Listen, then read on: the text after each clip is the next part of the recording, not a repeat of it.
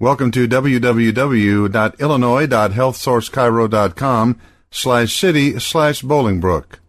Today's topic, a broad look at the causes of low back pain.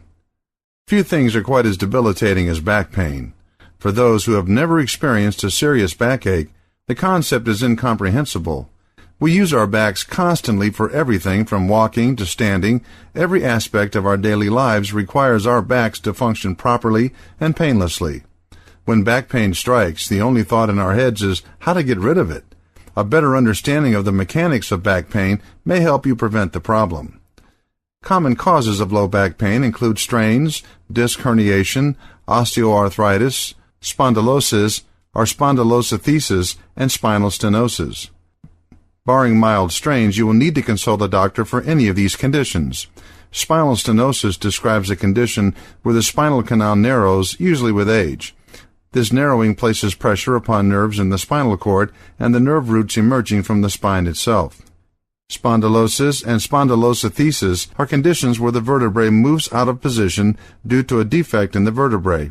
Osteoarthritis is a normal condition of aging, but in some instances, if the disease affects the hip spinal joints, back pain results. Flexible discs sit between each pair of vertebrae. These discs have two layers. The inner layer is gelatinous and is called the nucleus pulposa. The outer coating is tough and membranous. It is also called the annulus fibrosus. With age, the outer layer gets less flexible, suffers water loss, and becomes less resistant to strain and trauma. This can result in a bulge of inner material outward or even a break or herniation in the disc itself. That break will allow some of the inner pulposa to leak out.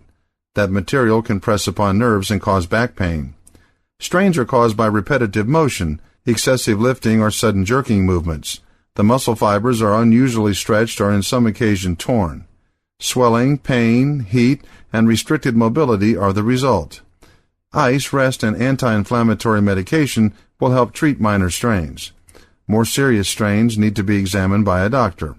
To prevent undamaged muscles from weakening, it is recommended that you keep moving, although carefully while your injury heals.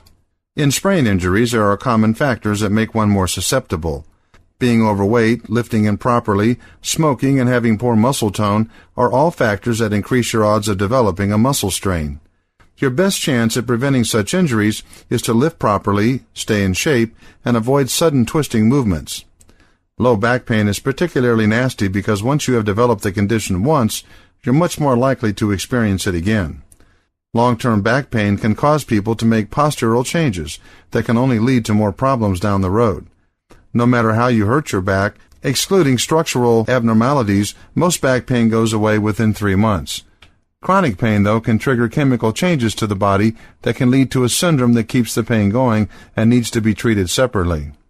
All forms of back pain can be treated to some degree. The less severe the injury, the better your odds of a complete recovery. If you're experiencing regular low back pain, speak to your doctor about your options. For more information on topics like this, go to www.illinois.healthsourcechiro.com/city/Bolingbrook.